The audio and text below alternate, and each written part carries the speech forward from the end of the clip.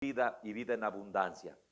Te pido que estés con nosotros, que lleves esta palabra, Señor, a toda la gente que la necesita en esta mañana de este día para que tengan vida y tengan vida en abundancia todos y cada uno de los que escuchen esto. Te doy gracias en el nombre de nuestro Señor Jesucristo.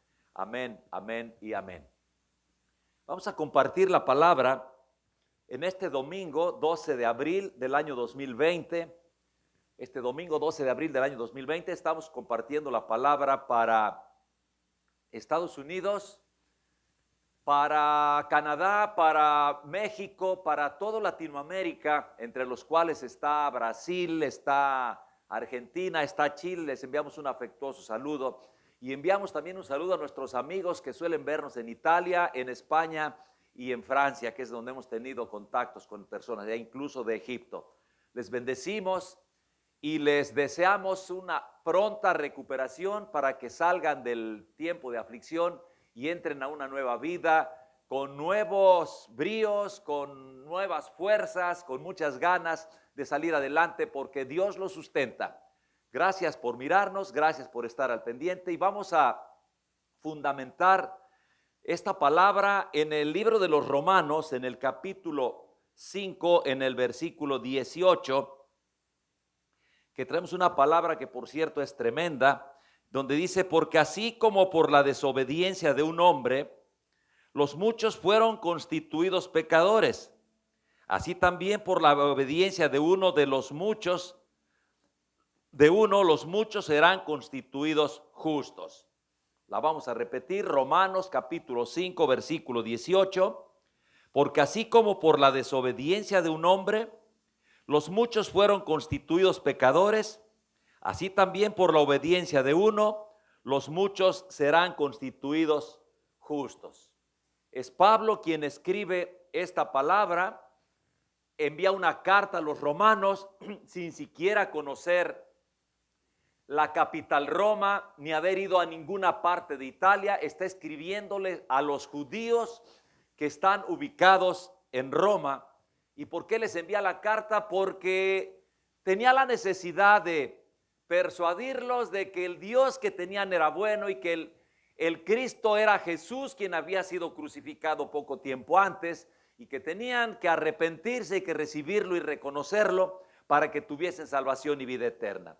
Quiero decirles, amados hermanos, que yo les sirvo a un Dios bueno, a un Dios que nos cuida, a un Dios que nos guarda, a un Dios que nos ama, un Dios que nos protege, pero un Dios que permite las aflicciones de las gentes para que nosotros podamos crecer, podamos desarrollarnos, podamos voltear nuestra mirada hacia el Señor Jesucristo, que es el camino, la verdad y la vida, y para que nosotros avancemos por los caminos rectos del Señor. Cuando menciona Pablo un hombre por el cual entró el pecado, se está refiriendo a Adán. Cuando Adán, motivado, persuadido o convencido por Eva, come del árbol prohibido, abre la puerta a Satanás, abre la puerta al pecado, y desde entonces todos los que nacimos después de Adán, todos invariablemente hemos sido pecadores, de tal suerte que quien diga que no peca es un mentiroso, lo dice la palabra de Dios. Tenemos que estar conscientes de ello y de no ser por un hombre que vino a la tierra en forma de hombre, que siendo Dios no escatimó el convertirse en hombre y en venir y sufrir multiplicadas las aflicciones y las dificultades que puede tener cualquiera de cada uno de ustedes, vino a sufrir en carne propia una muerte atroz.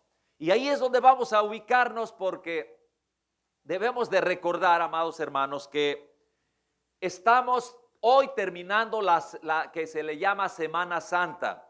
Hoy la estamos terminando con el domingo de resurrección. Empieza con el domingo de Ramos, el domingo de la semana pasada, donde la entrada triunfal del Señor Jesucristo montado en un pollino, montado en un burro, donde la gente que le conocía lo recibe con palmas, con hojas, con flores y con todo ello. Y el domingo empieza la Semana Santa, y un día como hoy, que es el día más importante, hoy es el día de resurrección. Quiero, antes de entrar en esto, quiero decirles que la Semana Santa la ubican entre el 22 de marzo y el 25 de abril. Siempre varía y a mí siempre se me hace bolas esto, el por qué, a veces en marzo, porque a veces en abril, pero ahora ya lo entendí, lo están moviendo en función del equinoccio de primavera y en función del calendario solar y el calendario lunar, hacen sus ajustes y en función de eso determinan cuál es la Semana Santa. Y la Semana Santa empieza con la entrada de Jesús a Jerusalén, que es el Domingo de Ramos. Sigue después cuando tiene la última cena, precisamente en Jerusalén, el Señor Jesucristo, donde manifiesta a sus apóstoles y a los discípulos que estaban con él, manifiesta que alguien de los ahí presentes lo ha de traicionar. Se está refiriendo a Judas el Iscariote.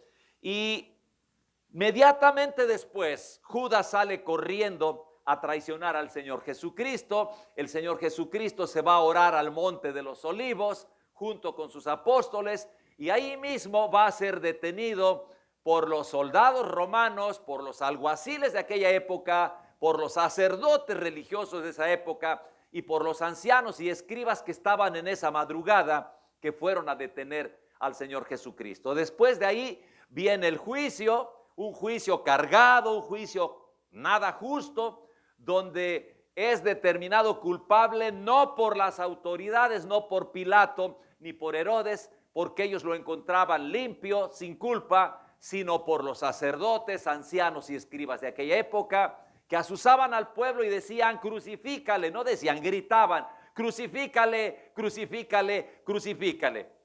Y esa es la circunstancia en la cual es llevado, atormentado, crucificado con horribles clavos, le dan vinagre y después de 3 días, de 3 horas de martirio de las 12 a las 3 de la tarde, donde hay un terremoto, hay un eclipse de sol que hace tinieblas en todo ese momento y expira con unas palabras tremendas diciendo, perdónalos, Padre mío, porque no saben lo que hacen. Es llevado, es bajado de la cruz, es metido, es enterrado en una tumba vacía nueva, le ponen una gran piedra y el sábado todos iban a la oración. El sábado nadie se mueve, pero el domingo antes de amanecer, las mujeres, algunas mujeres entre las cuales estaba María Magdalena, fueron al sepulcro y encontraron que la piedra estaba movida, que Jesús no estaba en su lugar y que estaban solamente las vendas que le habían puesto para protección de su cuerpo. Y eso es el domingo de resurrección, porque el Señor Jesucristo había logrado lo inimaginable, lo increíble, lo genial, lo que todos hubiésemos deseado, lo que todos queríamos y deseábamos, que el Señor Jesucristo resucitara y con ello entendiésemos que a través de él solamente podemos alcanzar la salvación y vida eterna, por la resurrección del Señor Jesucristo.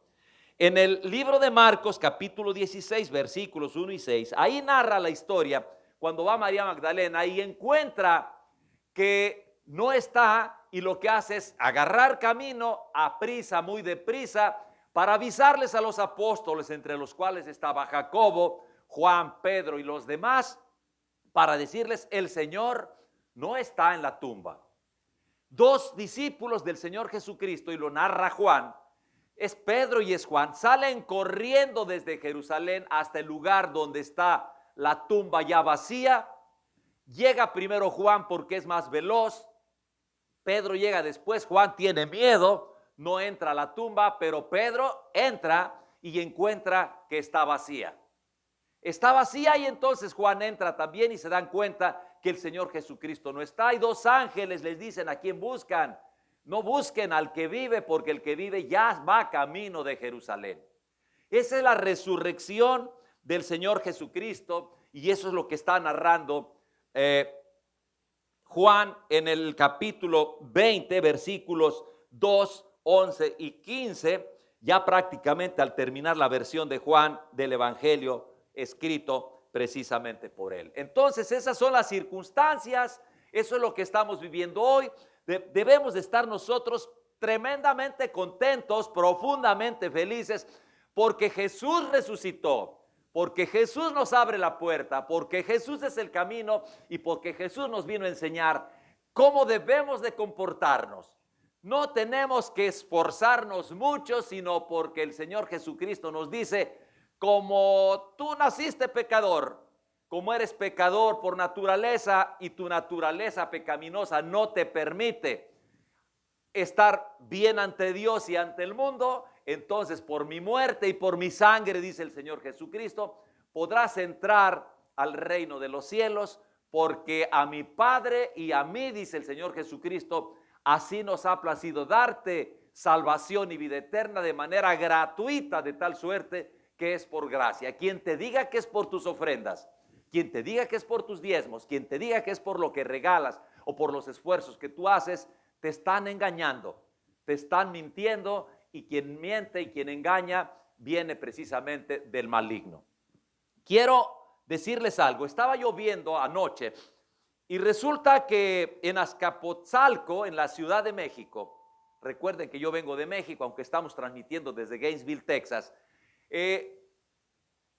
había competencias cada año en Azcapotzalco. Si hoy fueron 3 millones a ver el Via Crucis viviente, el año que entra tenían que ser 3,5 millones y llegaron a ver 5 millones de gentes en las calles viendo la tragedia del Señor Jesucristo, la representación, viendo eso. Y anoche, amados hermanos, sacaron su representación, pero solos porque la gente está guardada en sus casas y porque estaba prohibido que saliesen a las calles, y por eso es que pasó lo que pasó. Y yo creo que desde el cielo el Padre Celestial y el Señor Jesucristo sonrieron y dijeron, ¿saben qué? Esto es lo que quiero, que la gente se acuerde de Dios, lea su palabra, esté en comunión conmigo, platique conmigo y hagan lo correcto y dejen de andar viendo circo, maroma y teatro como lo veían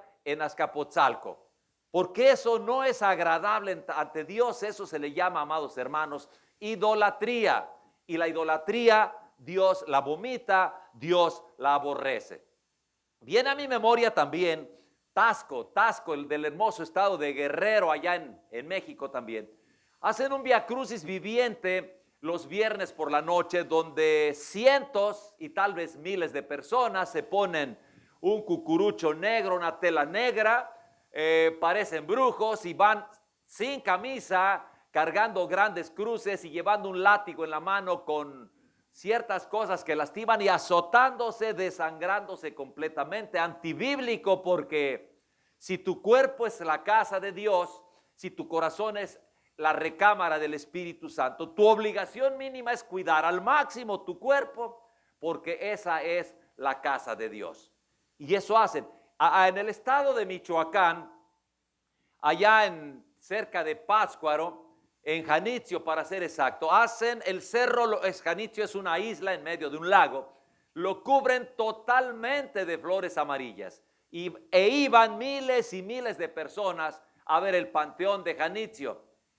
No sé cómo estén en este momento, pero yo creo que el turismo no pudo ir porque la contingencia nos está pidiendo que nos acerquemos a Dios, que leamos su palabra, que platiquemos con Dios y que reconozcamos que un día como hoy el Señor Jesucristo resucitó para regalarte salvación y vida eterna. Voy a leer lo que significan las dos palabras claves de esta prédica, que es transgresión, así se llama, y la segunda palabra, la más importante, es justificación. Transgresión dice que es quebrantamiento de leyes, normas y costumbres. En la segunda acepción, quebrantamiento de un precepto moral. Es decir, la transgresión es hacer lo indebido. La transgresión es el pecado.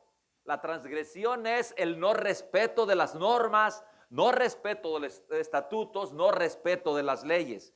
Y cuando alguien transgrede las reglas escritas o no escritas, se hace acreedor a una sanción. Cuando va uno ante un juez, es llevado por un policía ante un juez, es llevado porque presuntamente has quebrantado las reglas.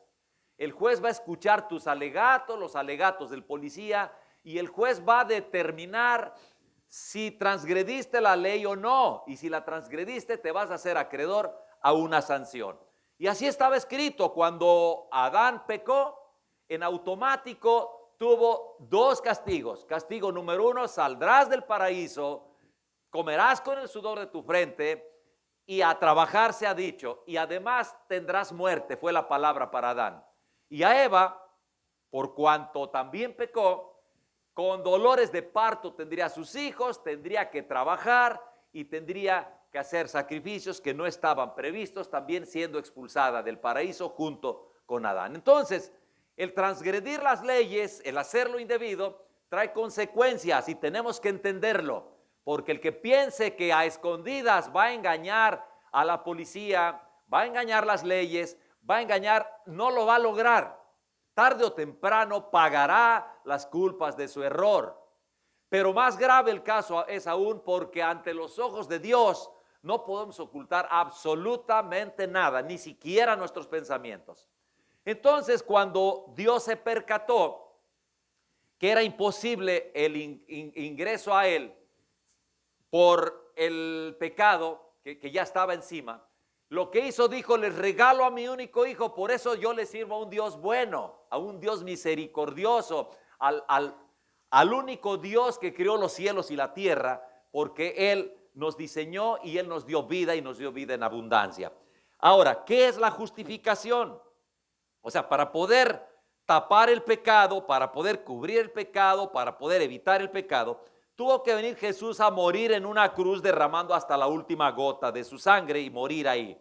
La justificación dice que es acción de justificar o justificarse. 2, conjunto de palabras con las que se justifica una cosa o persona. 3, causa, motivo, razón que justifica una cosa o persona. 3, hacer justo por don gratuito, y ese es el que nos interesa. El Señor Jesucristo vino a hacernos justos de manera gratuita, sin que tuviésemos nosotros que hacer nada absolutamente. Y por último dice, quitar la culpa y la pena del pecado. Al mismo tiempo hace justo a un pecador por medio del sacrificio expiatorio de Cristo.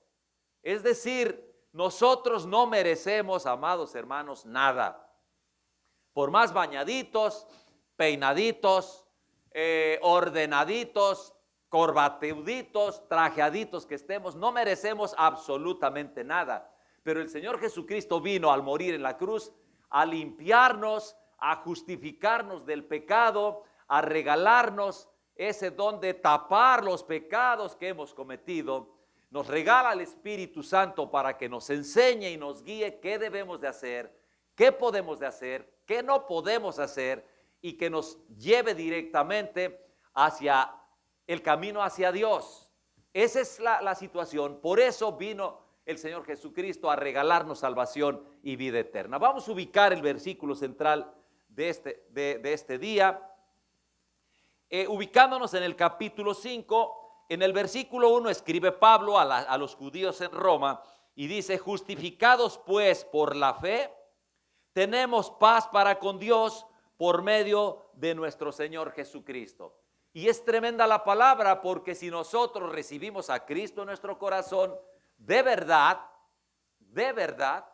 nosotros vamos a tener paz en medio de las circunstancias adversas, en medio de las aflicciones, en medio del sufrimiento, en medio de la tempestad, en medio del coronavirus. Nosotros vamos a tener paz porque el Señor Jesucristo nos justifica, nos ama, nos cuida. Y si nosotros tuviésemos que morir, amados hermanos, nos iríamos con gusto, porque sabemos que nos espera una patria mejor, una ciudad celestial construida precisamente por los ángeles de Dios y por nuestro Dios mismo. Entonces, Pablo lo entendía y Pablo lo manifiesta. En el versículo 3 dice: y no solo esto, sino que también nos gloriamos en las tribulaciones, sabiendo que la tribulación produce paciencia.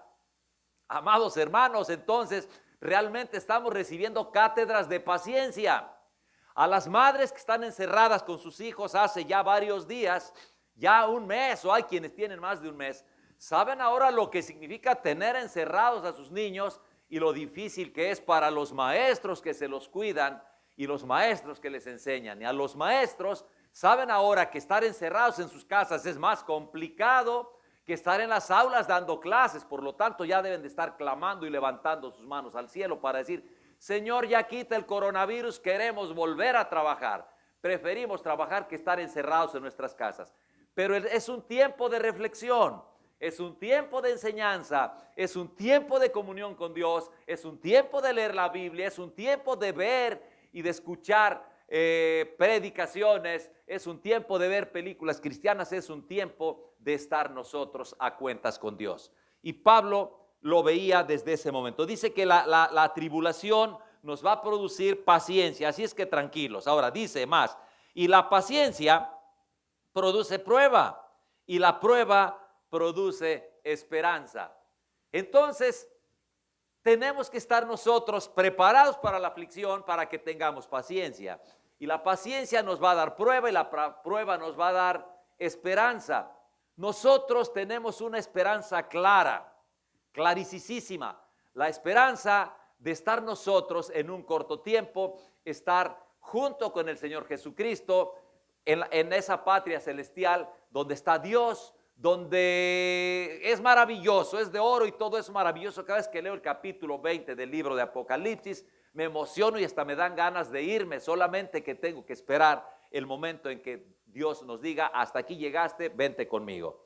En el versículo 8 dice Pablo: mas Dios muestra su amor para con nosotros, en que siendo aún pecadores, Cristo murió por nosotros. Y dice Pablo con toda claridad, dice: a lo mejor tú, probablemente tú, pudieras dar sangre para tu madre, sangre para tu hermano en la carne, para tu hijo, para tu esposa, o pudieras hacer algo por alguien muy cercano a ti de tus amigos, darle de comer, darle posada, sí, pero hacerlo con un pecador, con alguien que te agrede, alguien que te lastima, alguien que te ofende, alguien que desobedece, eso es muy difícil para nosotros. Pues eso vino a hacer el Señor Jesucristo, porque vino a defender tu causa y la mía. Tu causa y la mía, y voy a hablar de mí porque yo he sido un hombre tremendamente pecador. Sigo pecando, pero pido perdón a Dios cada día porque cada día es un día nuevo. Procuro no hacerlo, pero seguimos pecando y seguimos pidiendo perdón. Y el Señor Jesucristo murió por ti y por mí, siendo un tremendo y terrible pecador. Entonces, ponte a cuentas con Dios y pregúntate: ¿tú a quién le darías tu vida? Siendo alguien que te ofenda todos los días, que te quite lo que tienes, que te haga bullying, que te moleste, que te golpee. Eso es lo que nosotros hacemos cada vez que pecamos. Por lo tanto, tenemos que evitar al máximo el estar pecando. En el versículo 12, dice Pablo, dice: por tanto, como el pecado entró en el mundo por un hombre, y por el pecado la muerte, así la muerte pasó a todos los hombres por cuanto todos pecaron. Está hablando de Adán. Está hablando de Adán, que es la persona por medio de la cual entró el pecado.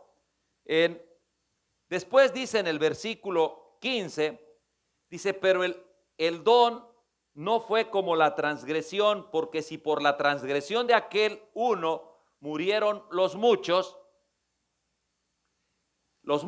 abundaron mucho más para los muchos la gracia y el don de Dios por la gracia de un hombre, Jesucristo. Tuvo que venir el Señor Jesucristo, es lo que comentaba. Sin la venida del Señor Jesucristo, sin su sangre, sin el sacrificio que hizo, nosotros estaríamos fritos y refritos, como dice David. Palabras de David. Saludos, David, donde quiera que estés, estás aquí enfrente de mí. En el versículo 17 dice la palabra, dice: pues si por la transgresión de un solo reinó la muerte, mucho más reinarán la vida por uno solo, Jesucristo, los que reciben la abundancia. Es decir, nosotros por el pecado de muchos y por el amor de Dios y por el amor del Señor Jesucristo, tenemos salvación por gracia y por la gracia que es por el Señor Jesucristo y por el Padre Celestial. Sin la gracia, nosotros no tendríamos ninguna posibilidad. ¿Y en dónde se consuma ese acto heroico, ese acto increíble? Se consuma en una cruz, en un viernes y en un día como hoy, la resurrección del Señor Jesucristo. Por esta resurrección nosotros somos justificados para con Dios. ¿Y por qué somos justificados? Porque a Dios le pegó la gana, porque Dios tuvo misericordia y porque el Hijo no escatimó el venir y sufrir en carne propia los dolores que de una u de otra manera le seguimos nosotros causando cada vez que tenemos malos pensamientos, malas actitudes, cosas indebidas que se generan y que se convierten en pecados. Pero el Espíritu Santo te dice y clama a Dios diciendo: perdónalos, perdónalos, perdónalos. En el versículo central, estamos en el 18, termina diciendo Pablo y dice: así que como por la transgresión de uno vino la condenación a todos los hombres, de la misma manera por la justicia de uno vino a todos los hombres la justificación de vida. La justificación de vida. Entonces, la muerte de Jesús era absolutamente indispensable. Y en el versículo 21, terminamos en este capítulo, dice: para que así como el pecado reinó para muerte, así también la gracia reine por la justicia para vida eterna mediante Jesucristo, Señor nuestro.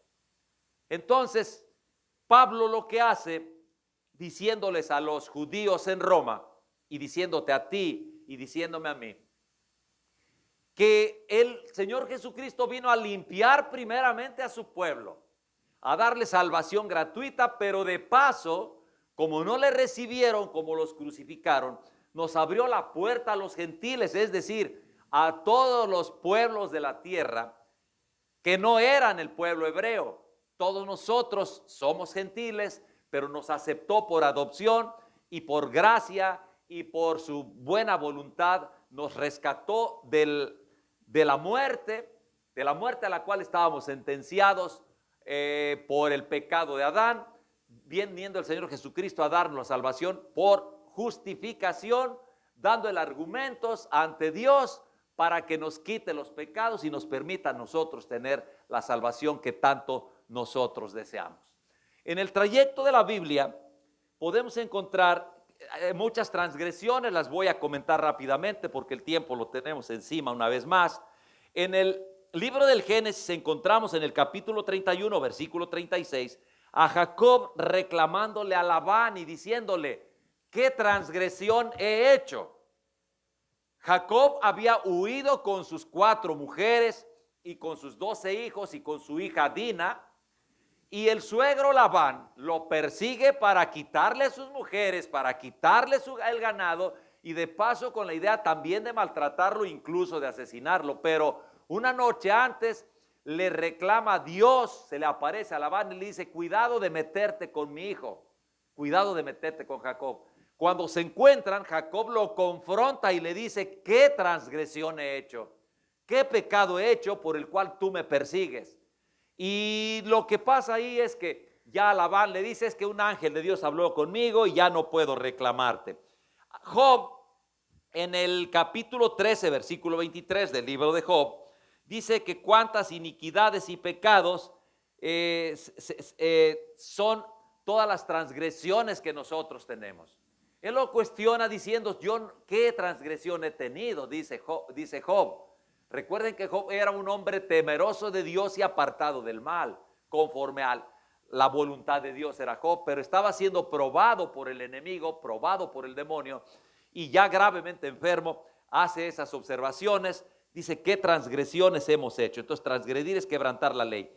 David también opinó en el libro de los Salmos, en el capítulo 17, versículo 3, él dice que cuidemos nuestra boca, que cuidemos lo que tenemos que hacer, porque de ahí es donde salen las transgresiones y que nosotros tenemos nosotros que evitar qué sale de nuestras bocas. En el capítulo 32 del libro de los Salmos, versículo 1 dice: bienaventurado es el que ha transgredido y Dios tiene misericordia. Ya David lo estaba viendo desde 1000 años antes de que viniera el Señor Jesucristo. Ya lo estaba entendiendo y se lo estaba diciendo el Padre Celestial que lo escribiera en uno de los salmos. Y encontramos en el libro de los Romanos que fue entregado en el capítulo 4, versículo 25, el Señor Jesucristo, le dice Pablo, fue entregado por nuestras transgresiones y resucitado para justificación. Ya estaba enviándoles ese mensaje, y ese mensaje lo tenemos que tener en nuestros corazones, que nosotros somos transgresores por naturaleza, somos delincuentes por naturaleza, mentirosos por naturaleza, pecadores por naturaleza, pero Jesús intercede por nosotros y el Espíritu Santo intercede también con sonidos indecibles, pidiendo perdón por todos nosotros y diciéndonos: corrijan el camino, porque el Padre Celestial, al Hijo y al Espíritu Santo les place que nosotros tengamos abierta la puerta para estar con ellos en su reino. En el libro de los Hebreos también mencionan algo sobre las transgresiones, donde dice el Señor, dice: no me acordaré de sus transgresiones. Es decir, te perdono lo que has hecho, camina recto delante de mí. Te perdono todo lo que has hecho, camina recto delante de mí.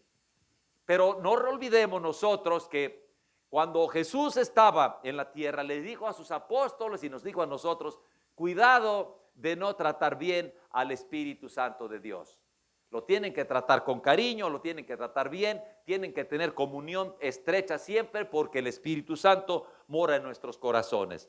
Y estamos casi terminando. En el libro de los Corintios, capítulo 1, versículo 30, Pablo les escribe a los Corintios, dice que tienes que tener sabiduría, justificación, santificación y redención. Y esto lo alcanzamos por medio de nuestro Señor Jesucristo. Lo voy a repetir rápidamente. Tenemos que tener sabiduría, justificación, santificación y redención. Y termina en el capítulo, la carta segunda de los Corintios, en el capítulo 3, versículo 9, dice: donde abundará el misterio de la justificación. ¿Y por qué es un misterio? Porque dentro de la lógica humana, dentro de la cabeza mía, me es bien difícil entender que alguien que está siendo latigueado, que está siendo pateado, empujado, cacheteado, azotado, latigueado, le clavan una corona de espinas, le clavan alcayatas, le dan una estocada, una puñalada en el pecho, lo ofenden, le gritan, lo acusan, lo injurian, y después de eso todavía regresa y les dice: perdónalos, Padre, no saben lo que hacen. Y a nosotros, pecadores por naturaleza, los gentiles, también dice: y a ellos también tráiganmelos para acá, aun siendo perversos, también les vamos a justificar, vamos a dar salvación, y me voy a olvidar de sus transgresiones. ¿Cuánto quisiera, amados hermanos, que en primer lugar yo, en segundo lugar ustedes, se pongan a cuentas con Dios y entendamos que estamos siendo justificados, pero que somos transgresores, y que le bajásemos 1, 2 o 3 rayitas para nosotros no crear mayor problema y estar bien en los caminos de Dios. Amados hermanos, hoy les reitero y les digo: yo sirvo a un Dios bueno, que es el creador del cielo y de la tierra, que es el que nos regaló lo mejor que tenía, a su único Hijo Jesucristo, con muerte de cruz. Y un día como hoy se cumple la justificación que Dios nos habría de dar, resucitando Jesús de esa tumba donde estaba, de esa tumba fría y que ahora está vacía. De ahí despertó, se levantó, salió, y el Señor Jesucristo no está crucificado, no está en una caja con unas telas ensangrentadas. El Señor Jesucristo está vivo. Esa es la mejor noticia que tenemos en este día, y está vivo para justificación de tus pecados y para regalarnos justificación, salvación y vida eterna. Demos gracias a Dios. Bendito Padre Celestial, mi Señor y mi Dios, Te doy gracias infinitas porque tú eres bueno, porque para siempre es tu misericordia, Señor. Gracias por tomarnos en la palma de tu mano, por guiarnos, por bendecirnos, por cuidarnos. Y te pido que grabes en la mente